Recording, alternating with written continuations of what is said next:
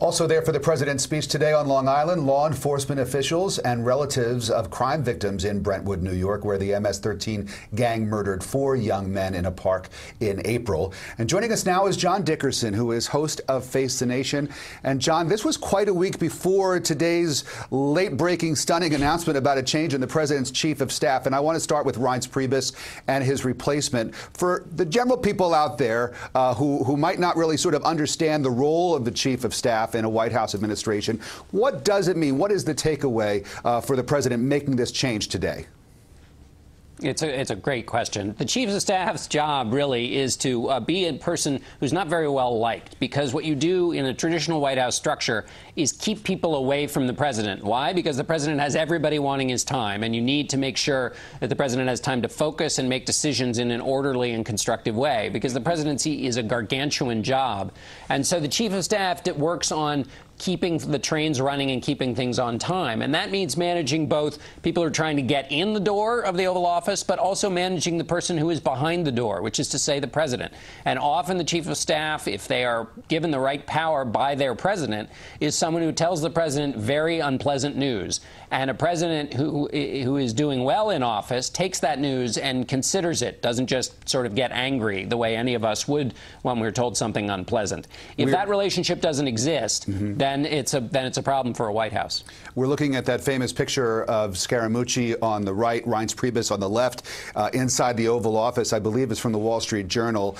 The drama that has taken place inside the White House this week has really been something to behold.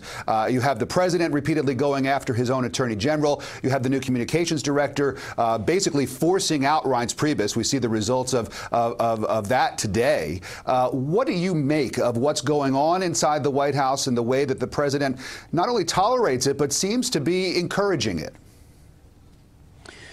Well, there's a couple of things. The way he's treating his attorney general is puzzling to every Republican I can talk to in Washington. He's not firing him, but he's criticizing him on a daily basis, which undermines his credibility. This is all happening in public, and your public reputation in government matters. It's so that's not good for the attorney general, and it's unclear what's going to happen to him next. In terms of the White House operation, the new communications director, Anthony Scaramucci, gave that interview to the New Yorker in which he gave a withering review of the state of play inside the White House. People focused on the vulgar language, but it was the assessment of the chief of staff and the senior advisor to the president, plus everybody in the White House, essentially, who he said were incapable of stilling their own impulses for the purposes of serving the president. That's a pretty grim review, and whether you can turn that all around, it's been very hard. Other White Houses have not been able to, and also because you have a president who likes to improvise as much as this one does, which makes it hard to run a railroad. John, great to spend some time with you on another important day in our nation's capital. John Dickerson, thanks so much. And you can watch Face the Nation Sunday mornings here on CBS 4. His guests this week include Senator Dianne Feinstein and Senator Jeff Flake. That's coming up Sunday morning at 10:30 a.m. And then stick around for Facing South Florida with Jim DeFede, where Jim tackles another wild week in Washington. That's at 11:30 right here on CBS 4.